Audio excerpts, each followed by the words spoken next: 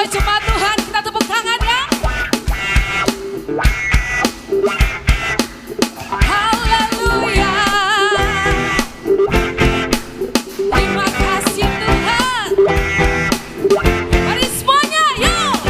Angkatlah suaramu, puji, puji dan serukan nama Yesus. Tanggalkan bebanmu, tak perlu khawatir, sebab Dia sanggup. Gerakkan kakimu, menari, menarilah dan bertepuk tangan, bersukacitalah, tak perlu khawatir, sebab Dia sanggup. Sekarang nyanyikan kebesarannya, Dia kuat. Bersorak, bersorak-sorai, karena kasih-Nya telah datang melawat kita. Nyanyi bagi Dia. Haleluya. Terima kasih Tuhan. Mari semua jemaat Tuhan, angkatlah suaramu, puji, puji dan serukan nama Yesus. Tanggalkan, tak perlu khawatir, sebab Dia sanggup. Gerakkan kakimu, menari,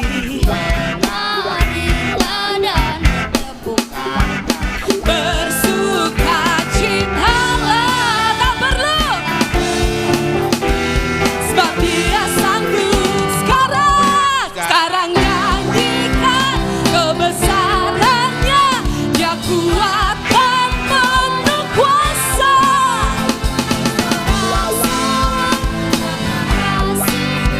Telah datang melawat kita. Sekarang nyanyikan kebesarannya, Dia kuat dan bersorak-sorai, karena kasih-Nya telah datang melawat kita. Nyanyi bagi Dia. Haleluya. Nyanyi bagi Dia. Haleluya. Mari semua jemaat Tuhan, kita tepuk tangan yuk.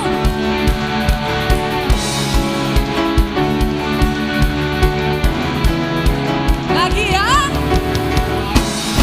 Terima kasih Tuhan, Kau sangat baik. Mari semua jemaat Tuhan, dalamnya samudra, lebih dalam kasih-Mu. Salib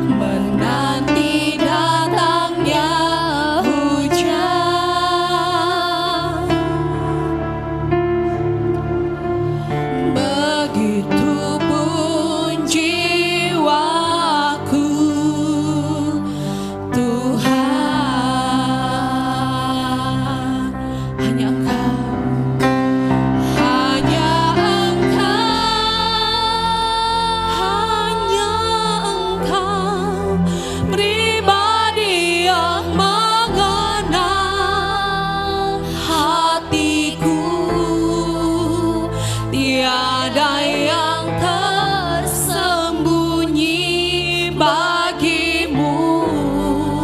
Seluruh isi hatiku kau tahu, dan bawaku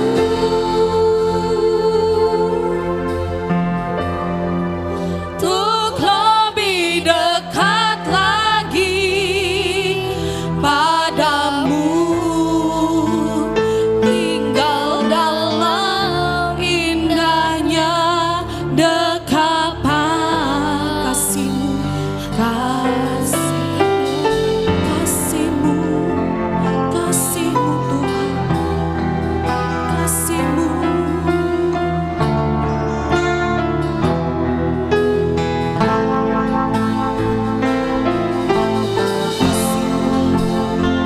Kau sangat baik.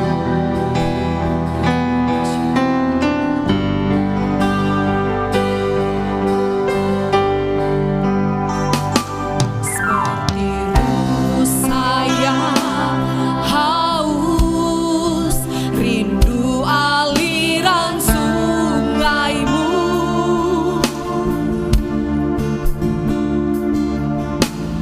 Hatiku tak tahan menunggu-Mu. Haleluya. Bagai tanah gersang menanti datangnya hujan,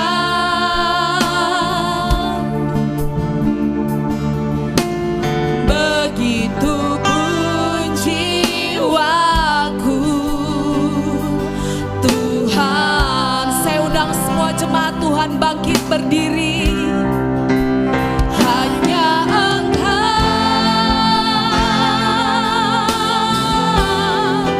pribadi yang mengenal hatiku,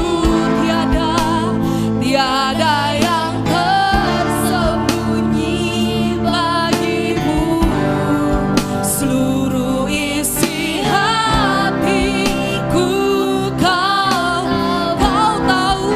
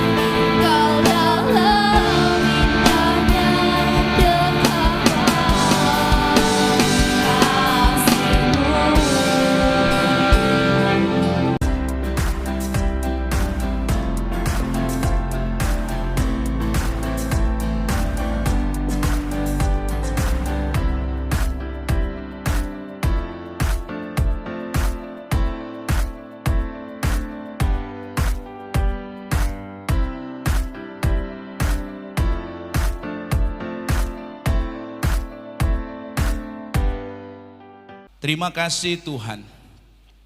Kami bersyukur di bulan November ini, di awal bulan ini, Tuhan masih memberikan kami kesehatan, kekuatan. Kami bersyukur untuk anugerah Tuhan yang sungguh besar bagi setiap kami ya Tuhan. Dan hari ini Tuhan, biar iman percaya kami, kesungguhan hati kami kepada Engkau semakin diteguhkan oleh kebenaran firman-Mu Tuhan. Untuk semakin memahami, untuk semakin membuat kami mengerti bahwa anugerah Tuhan itu sungguh luar biasa dalam hidup kami. Agar kami senantiasa bergantung kepada anugerah-Mu Tuhan, kebaikan-Mu yang Engkau berikan bagi kami. Bukan karena kami layak, kami pantas, tapi karena Engkau baik ya Tuhan. Terima kasih Tuhan, terima kasih, tolong hamba-Mu ini ya Tuhan, untuk dapat menyampaikan kebenaran firman-Mu agar sesuai dengan kehendak-Mu ya Bapa. Dan berkati seluruh jemaat yang mendengar, agar semakin percaya, semakin diteguhkan, semakin dikuatkan oleh kebenaran firman Tuhan. Di dalam nama Yesus kami mengucap syukur dan berdoa, haleluya, amin. Puji nama Tuhan. Bapak Ibu, tema kita di bulan November ini adalah A Living Hope, atau harapan yang hidup. Dan di minggu yang pertama temanya adalah Be Strong, atau bersikaplah teguh. Nah Bapak Ibu saudara-saudari, ketika firman Tuhan ini diberikan, ketika saya merenungkan ini, firman Tuhannya sangat meneguhkan, menguatkan saya secara pribadi. Kenapa? Seperti yang kita ketahui bersama, bahwa ruko ini sudah ditetapkan harganya, ya kan? Seharga sekian-sekian, ya kan? Uang kita baru sekian gitu kan, ibaratnya masih sangat jauh. Kalau saya sering bilang, istilahkan, masih jauh api dari panggang, ya kan begitu, masih sangat jauh. Oleh karena itu kebenaran firman Tuhan ini saya percaya ini akan menguatkan kita semua, ini akan semakin meneguhkan kita semua, bahwa di dalam Tuhan itu ada pengharapan yang hidup, amin. Bahwa di dalam Tuhan itu ada pengharapan yang hidup. Oleh karena itu bersikaplah teguh, be strong, amin. Bapak Ibu, kok lemas Bapak? Amin Bapak Ibu, amin. Ya, apapun yang terjadi di dalam Tuhan itu ada pengharapan yang hidup. Oleh karena itu bersikaplah teguh, be strong ya Bapak Ibu. Nah Bapak Ibu saudara-saudari, di antara semua hal yang kita butuhkan dalam kehidupan ini, sesungguhnya yang paling kita perlukan adalah penyertaan Tuhan. Katakan bersama dengan saya, penyertaan Tuhan. Memang ada banyak kebutuhan dalam hidup kita Bapak Ibu, seperti kebutuhan sandang, pangan, papan, kebutuhan untuk dikasihi, dan berbagai macam kebutuhan yang lainnya. Memang itu kita perlukan. Tetapi di antara semua kebutuhan yang paling kita perlukan, sesungguhnya yang paling kita butuhkan atau yang paling kita perlukan itu adalah penyertaan Tuhan. Mengapa kita membutuhkan penyertaan Tuhan dalam kehidupan kita? Karena penyertaannya lah yang memungkinkan kita melewati setiap musim kehidupan di dalam kemenangan.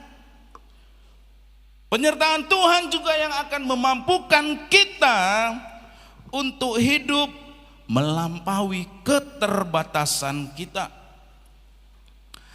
Nah Bapak Ibu saudara-saudari, pentingnya penyertaan Tuhan dalam kehidupan kita, supaya kehidupan kita itu mampu melewati setiap keterbatasan kita dan memungkinkan kita untuk menang menghadapi segala kesukaran itu. Peranan Tuhan tersebut seperti dongkrak Bapak Ibu.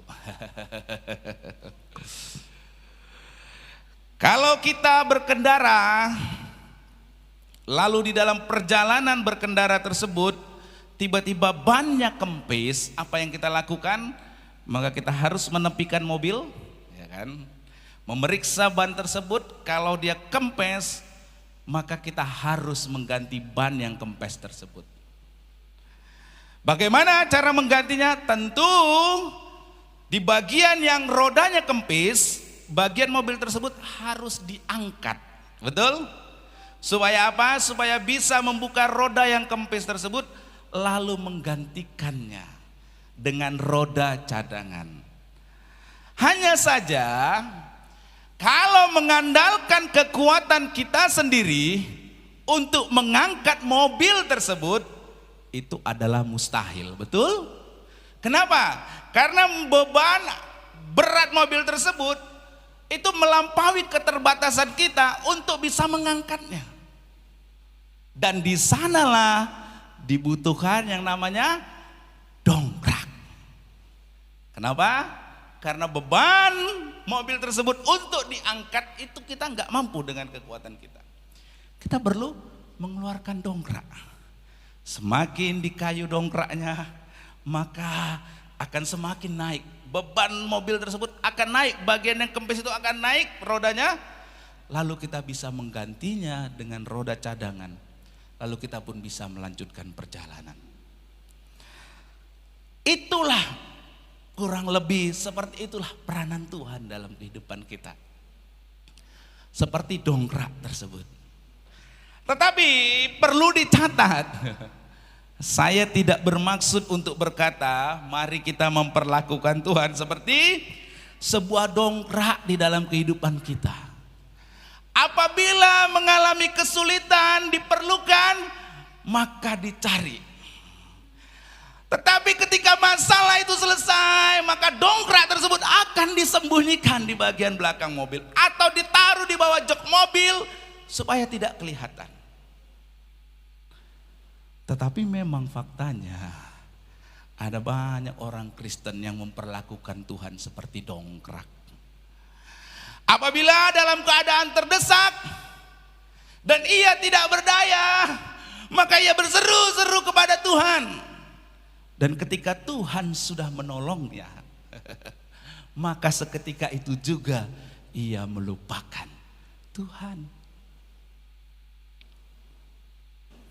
Di dalam menghadapi kesulitan karena keterbatasan kekuatannya, ia berseru-seru, ia mencari Tuhan. Tetapi ketika permasalahan tersebut sudah terselesaikan, maka ia menyembunyikan Tuhan. Mungkin tidak tahu di urutan keberapa, mungkin lagi tidak mengingat Tuhan.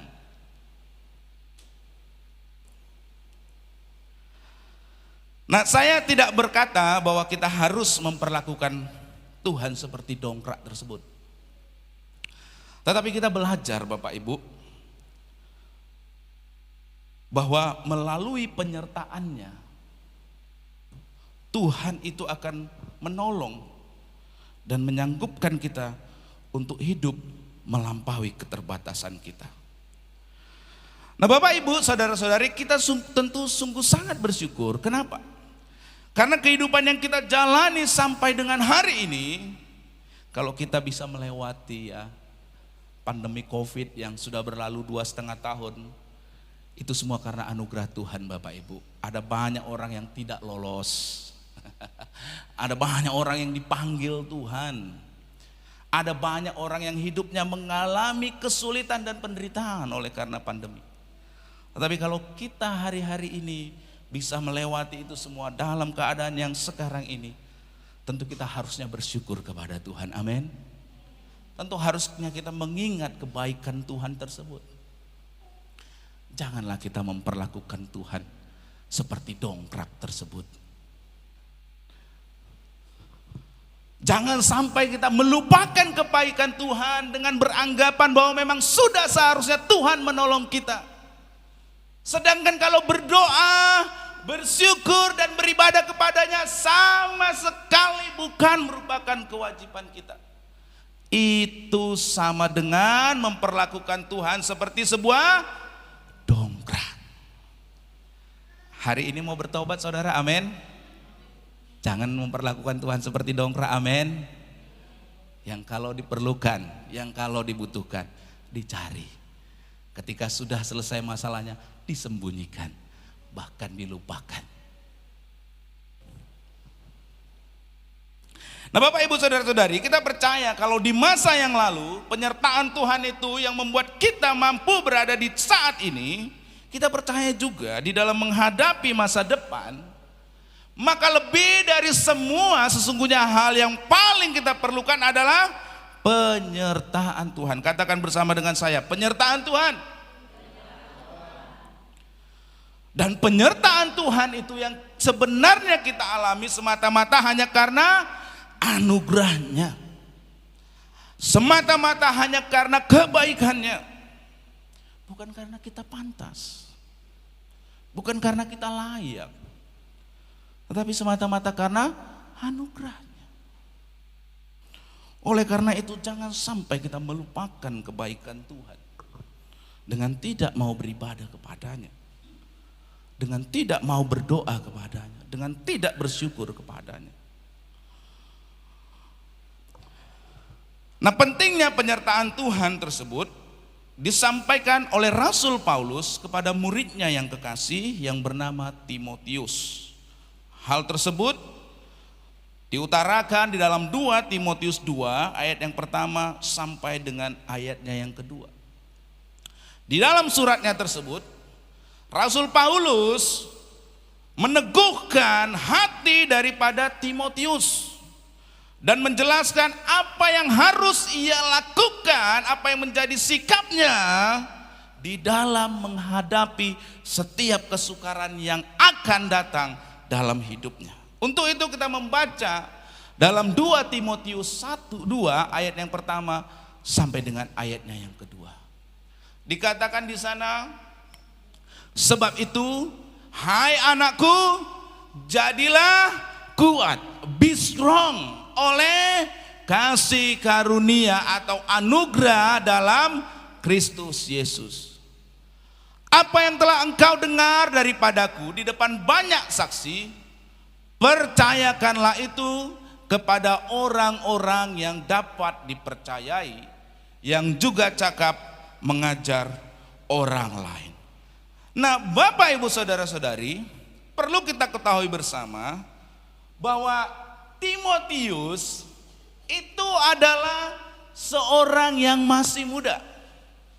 Nah waktu Rasul Paulus menuliskan surat 2 Timotius ini, Rasul Paulus sedang berada di dalam penjara untuk yang kedua kalinya, saudara. Dan itu sudah mau mendekati akhir dari kehidupannya. Dia menuliskan surat kepada Timotius, 1 dan 2 Timotius tersebut di dalam penjara. Dan Timotius ini adalah seorang yang masih sangat muda.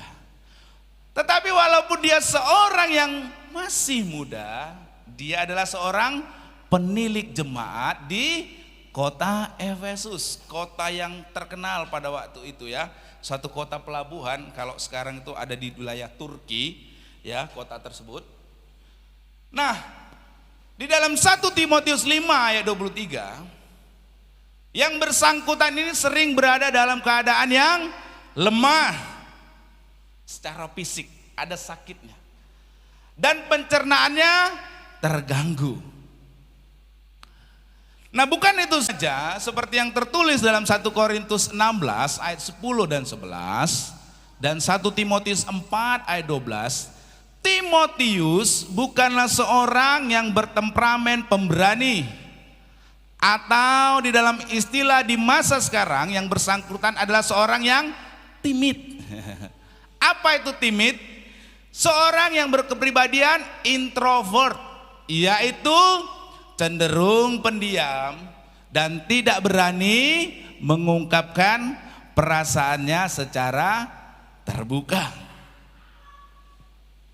Nah Bapak Ibu Saudara-saudari, dengan kata lain, surat 2 Timotius ini ditulis oleh Rasul Paulus ketika ia menghadapi masa yang sangat sukar, dan surat tersebut ia tujukan kepada muridnya yang masih muda, bertubuh lemah, bertemperamen introvert, peragu, dan yang harus menghadapi tugas yang tidak mudah, yaitu apa?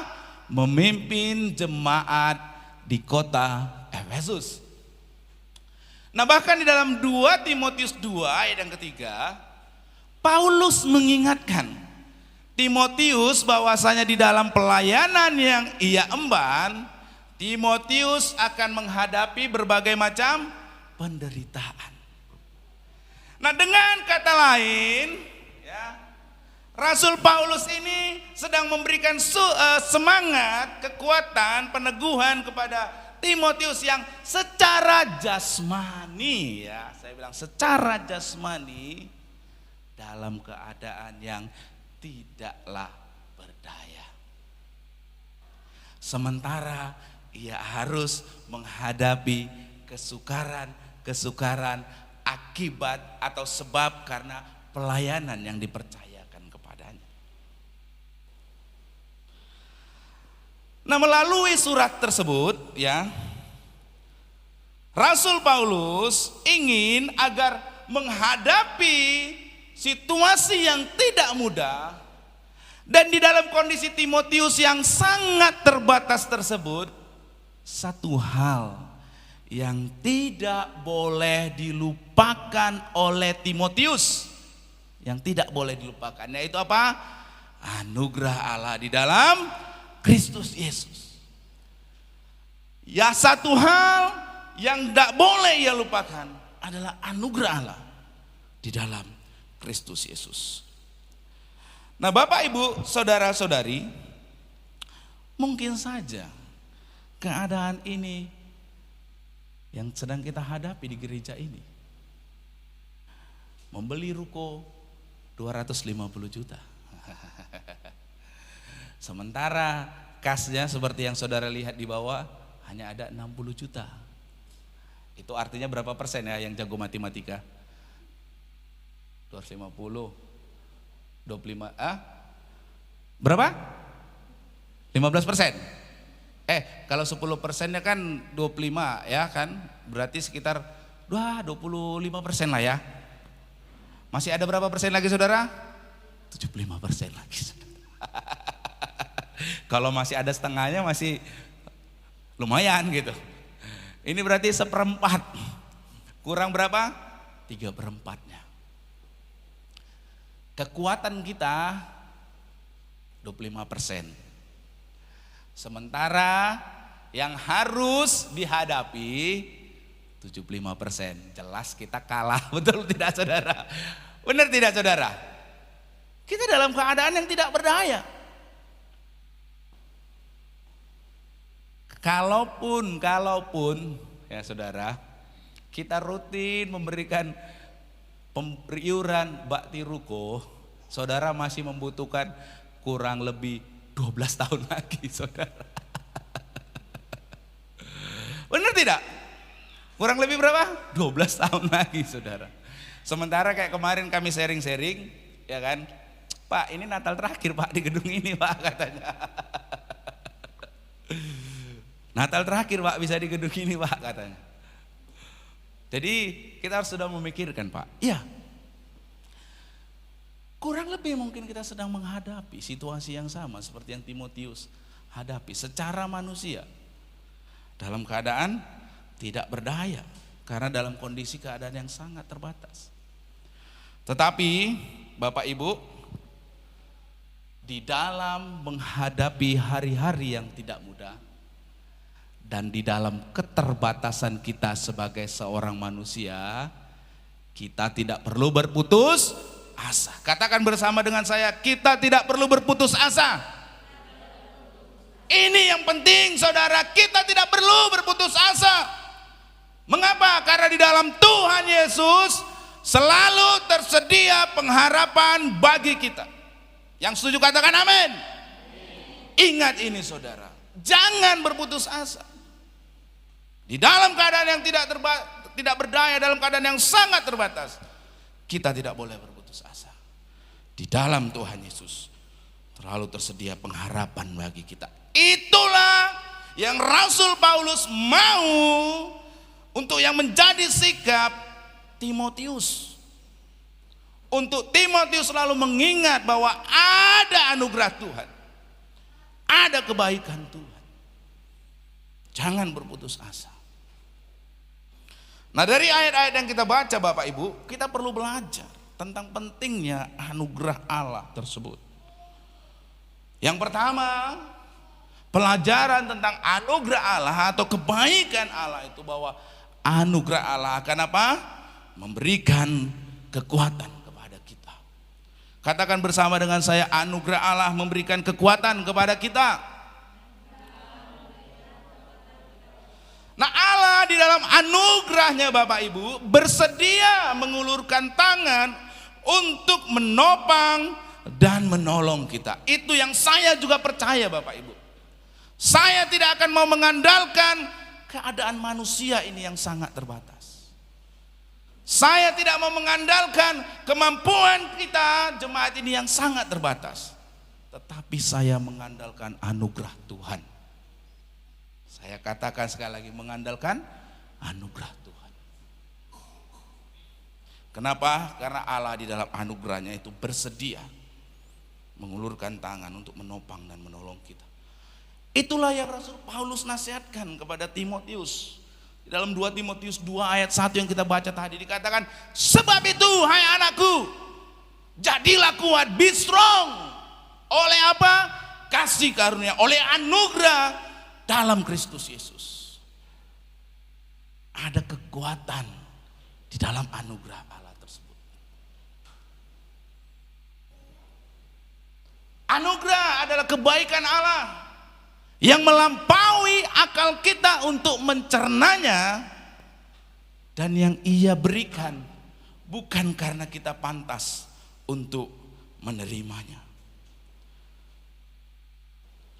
Nah, Bapak Ibu Saudara-saudari, anugerah Allah inilah yang akan memampukan kita untuk melakukan lebih daripada kesanggupan kita.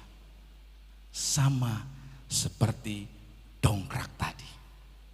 Kalau Anda disuruh mengangkat mobil tersebut dengan kekuatan Anda sendiri untuk mengganti rodanya, maka itu mustahil. Amin. Tapi kalau ada dongkrak, ada Tuhan, ada anugerahnya yang membantu saudara mengangkat beban tersebut, maka saudara akan mampu. Ya, saudara.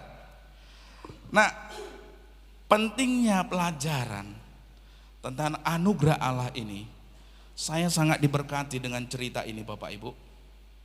Dan saya harus menceritakan, membagikan kepada saudara juga, supaya saudara belajar tentang anugerah Allah itu yang luar biasa saudara, yang kalau saudara rimangi, kalau saudara renungkan apa yang menjadi cerita ini, saudara pasti beroleh kekuatan di dalam kehidupan saudara. Nah, kisahnya adalah tentang seorang bocah yang berusia 3 tahun dan yang bersangkutan sedang bermain dengan pensil, pensil saudara.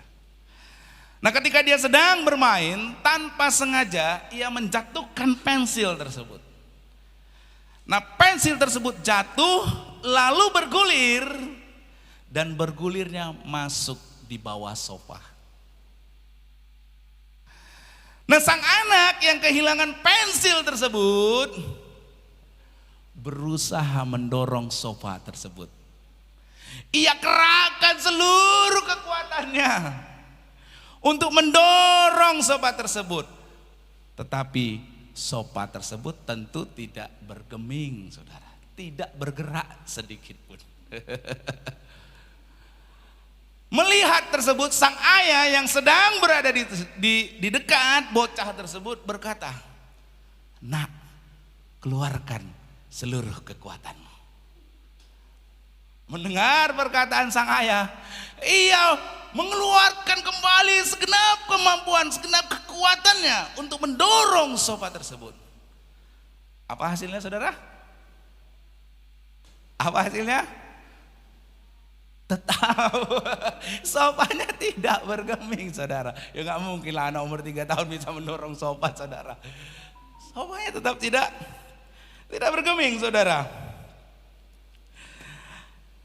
Nah, Bapak Ibu Saudara-saudari menyaksikan apa yang dilakukan oleh sang anaknya, Sang ayah sambil tersenyum, dia berkata, bukan itu yang kumaksudkan, katanya. Yang kumaksudkan adalah gunakanlah seluruh kekuatanmu, yaitu kekuatan yang ada pada ayahmu. Ya, yang kumaksudkan adalah gunakanlah seluruh kekuatanmu, yaitu kekuatan yang ada pada ayahmu. Nampaknya yang dimaksudkan oleh si ayah dengan berkata gunakanlah seluruh kekuatanmu adalah agar si bocah menggunakan kekuatan yang ada pada diri sang ayah, yang selalu bersedia, yang selalu tersedia untuk anaknya guna menolong anaknya. Kekuatan sang ayah yang jauh melampaui kekuatan dari bocah. Kekuatan sang ayah yang dapat menjadi kekuatan dari sang bocah kalau saja ia meminta kepada ayahnya. Haleluya, saudara. Saudara menangkap maksud ilustrasi tersebut? Oleh karenanya sekarang sang bocah menatap sang ayah dengan harapan dan sambil berkata, tolonglah aku. Mendengar perkataan itu, tanpa berujar lagi ke yang kedua kalinya sang ayah segera bertindak. Dengan satu tangan saja ia mendorong sofa tersebut. Dan sang anak bisa kembali mengambil pensil tadi.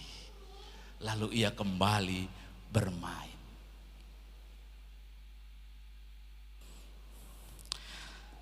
Nah, Bapak Ibu saudara-saudari, itulah anugerah Allah. Anugerah di dalam Kristus Yesus Tuhan kita, yang selalu tersedia bagi diri kita, anak-anaknya. Kalau kita percaya kepada anugerah Allah dan dalam iman berkata, ya Bapa, di dalam Yesus Kristus, tolonglah aku. Maka tangan anugerahnya akan diulurkannya untuk menolong kita. Saudara, itulah sang bocah. Kitalah sang bocah yang kalau mengandalkan kekuatan diri kita sendiri sangat terbatas. Kita gunakan pun seluruh kekuatan kemampuan kita sangat terbatas. Itulah kita perlu sang ayah yang sebenarnya juga merupakan bagian dari kekuatan kita. Amin. Tinggal meminta, saudara. Amin. Tinggal percaya kepada sang Bapa tersebut. Maka saudara akan mampu melewati segala keterbatasan. Apapun kondisi kita saat ini. Entah itu sakit penyakit, entah itu kesukaran ekonomi, entah hal yang lainnya. Allah sanggup. Amin. Adakah yang dapat membatasi kuasa Allah? Tidak ada. Mau sakit penyakit, mau kesukaran, mau malapetaka. Apa? Tidak ada yang dapat membatasi kuasa Allah. Oleh karena itu, sekali lagi, kalau kita percaya di dalam anugerah Allah dan dalam iman berkata, ya Bapa, di dalam Yesus Kristus, tolonglah aku. Seperti sang anak yang menatap kepada bapaknya dan berkata, tolonglah aku. Sang bapak pasti akan menolong anaknya. Maka tangan anugerahnya juga akan diulurkannya untuk menolong kita. Anugerahnya, kebaikan Tuhan itu yang akan menjadikan kita be strong, bersikap teguh di tengah segala kesukaran Dan yang kedua, pelajaran tentang anugerah Allah. Nah, ini yang kedua. Anugerah Allah tidak meniadakan pentingnya hikmat. Anugerah Allah, ya Bapak Ibu, sebentar.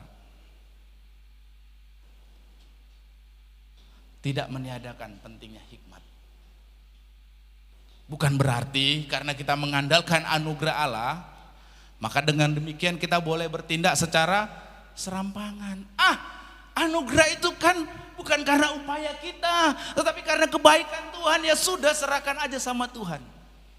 Pokoknya hidupku mau asal-asalan saja, secara serampangan saja, tidak perlu memikirkan jangka panjang. Pokoknya yang ada sekarang digas terus. Itu keliru, saudara.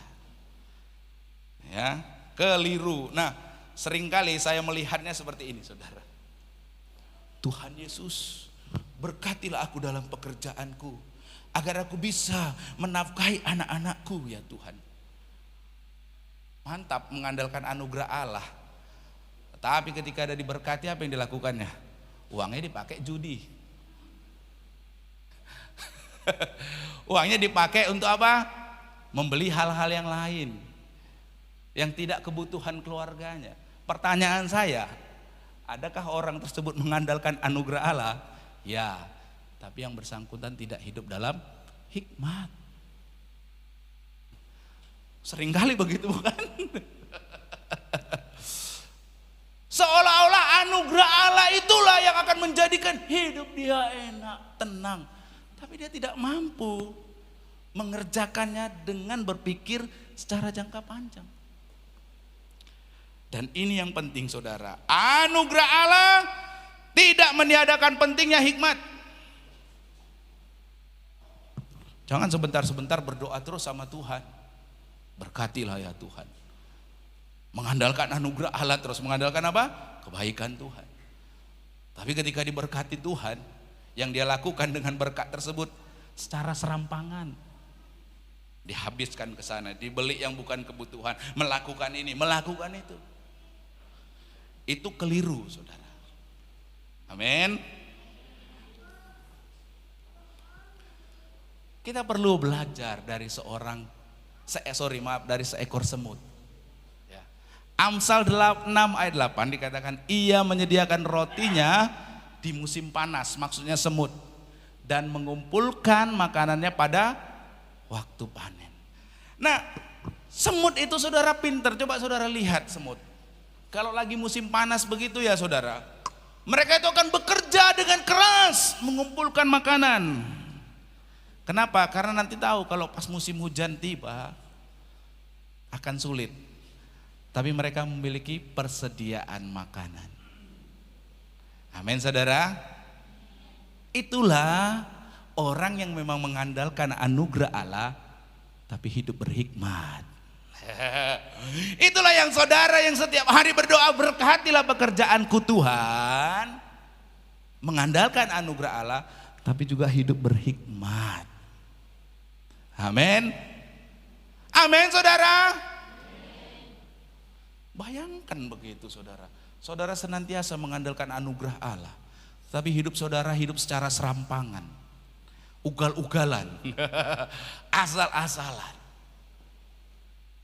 Berarti itu sama saja dengan kita menganggap bahwa sepertinya Tuhan itu bodoh, ya kan? Kasih aja berkat sama aku terus Tuhan, banyak-banyak. Habis itu pokoknya tak buat yang asal-asalannya, serampangan aja, tak perlu saya pertimbangkan itu jangka panjang. Itu sama dengan menganggap kita Tuhan itu bodoh. Amin. Memang ada anugerah Tuhan, memang ada kebaikan Tuhan, tapi itu tidak meniadakan untuk hidup secara berhikmat, mempersiapkan jangka panjang. Amin, saudara. Itulah yang Rasul Paulus juga ajarkan kepada Timotius di dalam 2 Timotius 2 ayat 2. Apa yang telah engkau dengar daripadaku di depan banyak saksi, percayakanlah itu kepada orang-orang yang dapat dipercayai, yang juga cakap mengajar orang lain. Dengan kata lain, Rasul Paulus ingin agar Timotius itu berpikir secara jangka panjang. Berpikir secara jangka panjang dengan apa? Mempersiapkan orang-orang yang nantinya membantunya dalam memperluas pekerjaan Tuhan di kota tersebut. Oleh karena itu, ia perlu mempersiapkan orang-orang yang dapat dipercayai dan juga yang cakap mengajar orang lain. Memang hidup di dalam anugerah Allah, tetapi tetap harus hidup dalam berhikmat, berpikir secara jangka panjang. Jangan hidup di dalam anugerah Allah, tetapi hidup secara serampangan, secara asal-asalan. Tidak mempersiapkan diri untuk jangka panjang. Itulah yang mau Rasul Paulus ingatkan kepada Timotius. Kuat di dalam anugerah Allah, tetapi mempersiapkan diri untuk jangka panjang. Amin, saudara. Jangan mengandalkan anugerah Allah, kebaikan Allah, tetapi hidup Anda hidup secara serampangan. Jangan mengandalkan berkat karena pemberian anugerah Allah saja, tapi hidup saudara tidak saudara kelola dengan baik. Andalkan anugerah Allah dan berpikirlah dengan penuh hikmat. Jadi jangan diupdate lagi status Tuhan. Berkatilah aku. Tuhan kayaknya udah banyak memberkati. Tinggal sekarang kamu kelola hidupmu dengan benar. Berpikir secara jangka panjang. Kelola apa yang Tuhan sudah kasih. Jangan doanya selalu berkati aku terus Tuhan. Amin. Nggak habis-habis doanya berkati terus. Mengandalkan anugerah Tuhan terus. Tapi ketika diberkati, hidupnya secara serampangan. Ingat, anugerah Allah tidak meniadakan hikmat. Amin. Hikmat berpikir secara jangka panjang. Dan yang ketiga, pelajaran tentang anugerah Allah. Anugerah Allah tidak meniadakan pentingnya sikap bertanggung jawab. Sama kayak kita. Untuk gereja ini, untuk kita bisa membeli ruko, tidak cukup mengandalkan anugerah Allah. Perlu berhikmat, ya kan? Oleh karena itu kita susun rencananya dalam jangka panjang, dibuatlah iuran bakti ruko, betul? Tetapi juga jangan karena anugerah Allah tidak memiliki sikap bertanggung jawab jemaatnya. Udahlah nanti ngandalkan anugerah Allah, ngandalkan pemberian dari orang lain. Tentu tidak, saudara. Amin. Kita juga harus mengambil bagian dalam tanggung apa? Menjawab. Ada amin, saudara? Ada amin. Jangan andalkan anugerah Allah terus, tapi tidak memiliki sikap bertanggung jawab. Kita harus memiliki sikap bertanggung jawab. Bukan berarti karena kita mengandalkan anugerah Allah maka kita boleh bersikap yang penting udah doa, Pak. Ya nggak salah saudara ngomong gitu, udah doa. Tapi saudara harus mengambil bagian dalam sikap bertanggung jawab. Amin. Doa aja, Pak. Doa kita, Pak. Pasti Tuhan sediakan, Pak. Ya pasti Tuhan sediakan. Tapi kita harus juga mengambil bagian dalam tanggung jawab. Ada amin? Amin, saudara. Amin.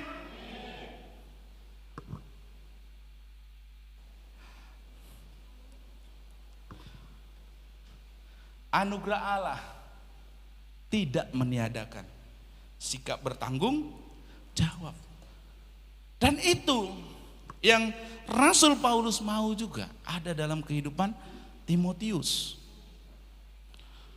Di dalam 2 Timotius 2 ayat 2, apa yang sudah dipercayakan kepada Timotius, ia harus mengerjakannya secara bertanggung jawab. Memang anugerah Allah ia menjadi pelayan, menjadi penilik jemaat di Efesus, tapi ia harus bertanggung jawab dengan apa yang sudah dipercayakan. Sama seperti kita. Kita ada di sini maka kita sudah seharusnya menjadi bertanggung jawab juga. Amin. Untuk memenuhi apa yang menjadi kebutuhan gereja ini. Haleluya. Ingat, anugerah Allah bukan berarti yang pertama tidak meniadakan hikmat. Yang kemudian anugerah Allah bukan berarti kita bermalas-malasan, tidak memiliki sikap bertanggung jawab. Ingat apa yang Tuhan Yesus katakan.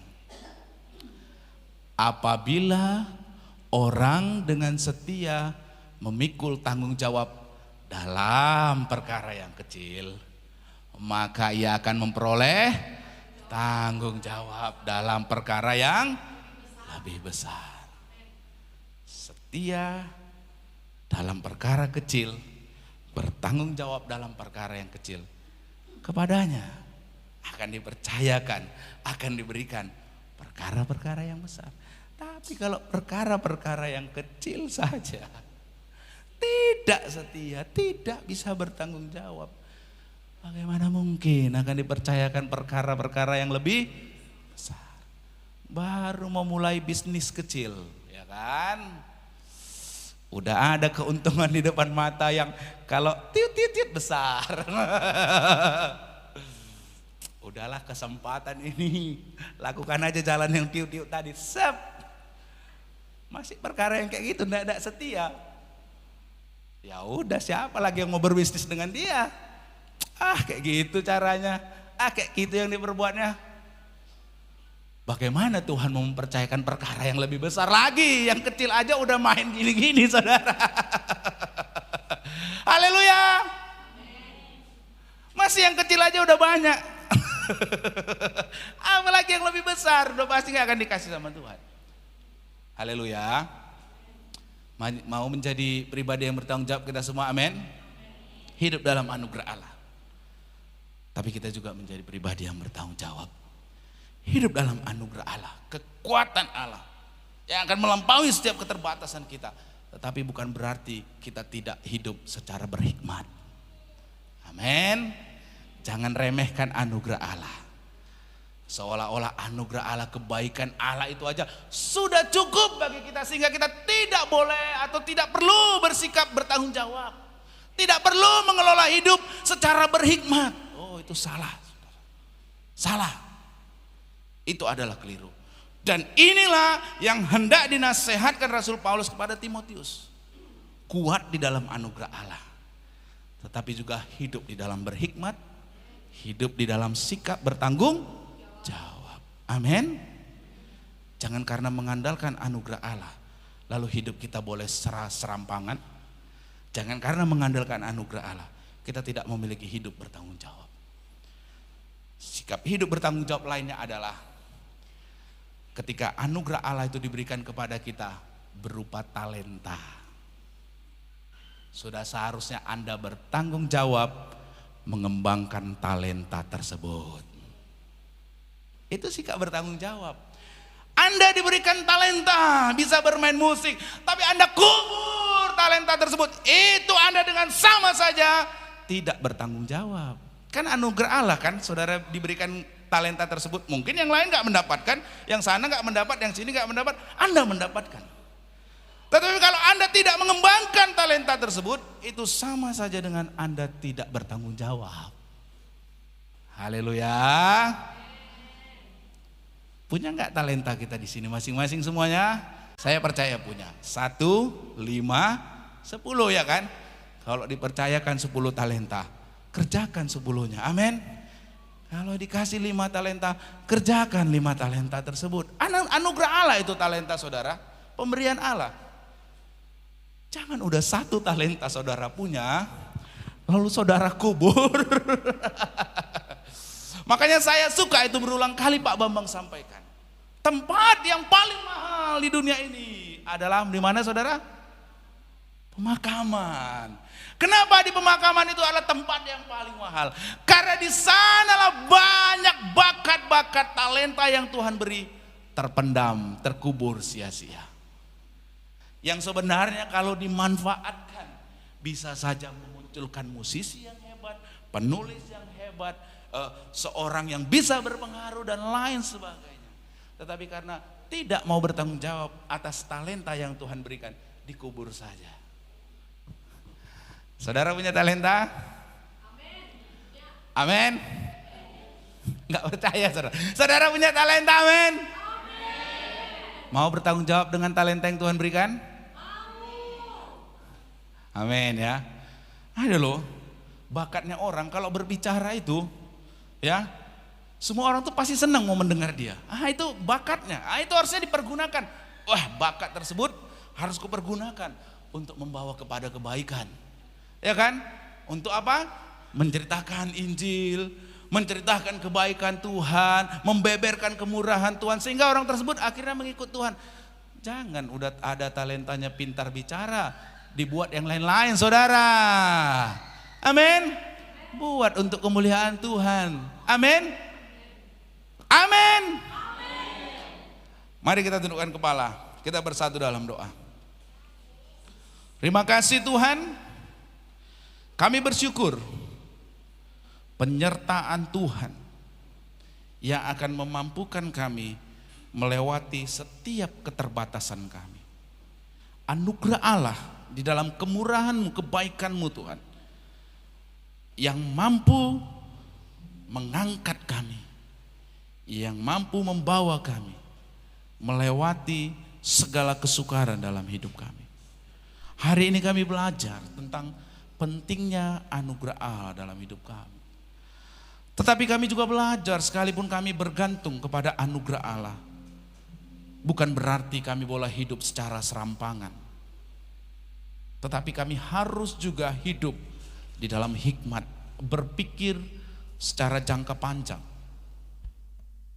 Dan juga Tuhan, Engkau mengajarkan lewat kebenaran firman pada hari ini, bahwa di dalam anugerah Allah juga kami perlu hidup di dalam tanggung jawab. Kami tidak mau karena memang upaya, karena kebaikan Allah semata saja, lalu membuat kami hidupnya secara serampangan. Tuhan tidak mau itu terjadi dalam hidup kami. Orang yang mengandalkan anugerah Allah hidup di dalam hikmat. Orang yang mengandalkan anugerah Allah hidup di dalam sikap bertanggung jawab. Terima kasih kebenaran firman-Mu ya Tuhan. Biar kami terus berharap kepada Engkau, percaya kepada Engkau ya Tuhan. Kekuatan kami terbatas, tetapi kasih, kuasa, hikmat, keajaiban-Mu Tuhan itu tidak terbatas ya Tuhan. Tidak ada satupun yang dapat membatasi kuasa-Mu ya Tuhan. Terima kasih ya Tuhan. Terima kasih ya Tuhan.